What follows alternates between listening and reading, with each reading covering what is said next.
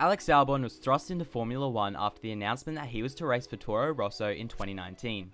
Halfway through the season, he was called up to race for Red Bull to replace the out-of-form Pierre Gasly. Albon, 23 at the time, and racing for the second best team on the grid, seemed to have a prosperous career ahead of him. However, 1 year later, and the tyre driver has been dropped by Red Bull and will no longer be racing in Formula 1. So how did it all go so wrong, and what's next for Alex Albon?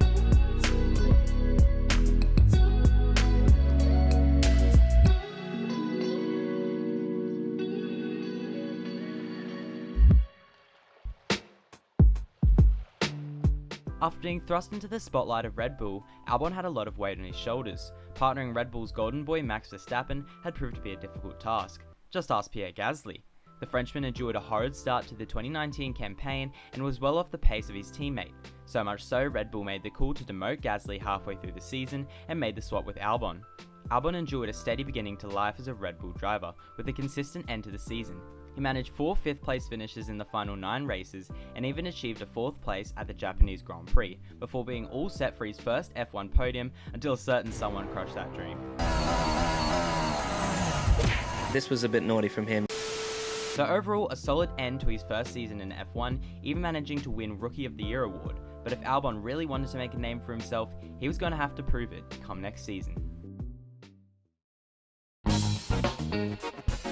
So the first race of 2020 comes around at the Red Bull Ring in Austria.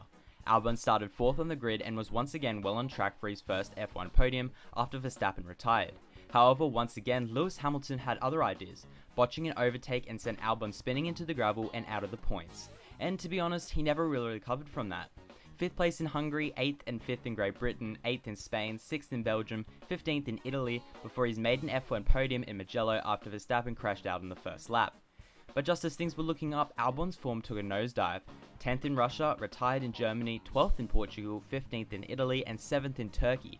Albon scored another podium in Bahrain, once again after first lap woes for his teammate, before rounding out the season with a 6th and 4th in Sakhir and Abu Dhabi.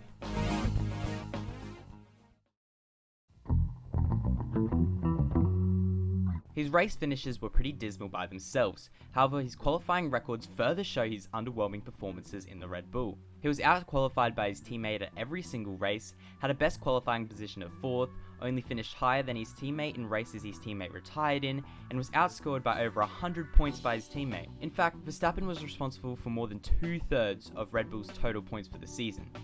So, come season's end, it was clear something needed to change, and in December it was announced that Sergio Perez was to race for Red Bull in 2021 in place of Alex Albon. So what next for Alex? Well, according to Red Bull, Alex will continue to be part of the Red Bull family and will take on the role of reserve and development driver for 2021.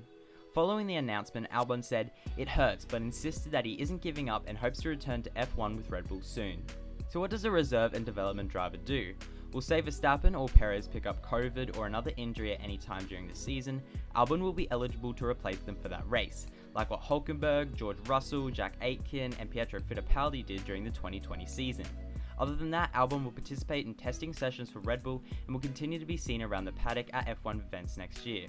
So despite not racing for Red Bull, the tyre driver will continue to play an important role in the team and in their future development, with the aim being to return to F1 in the near future.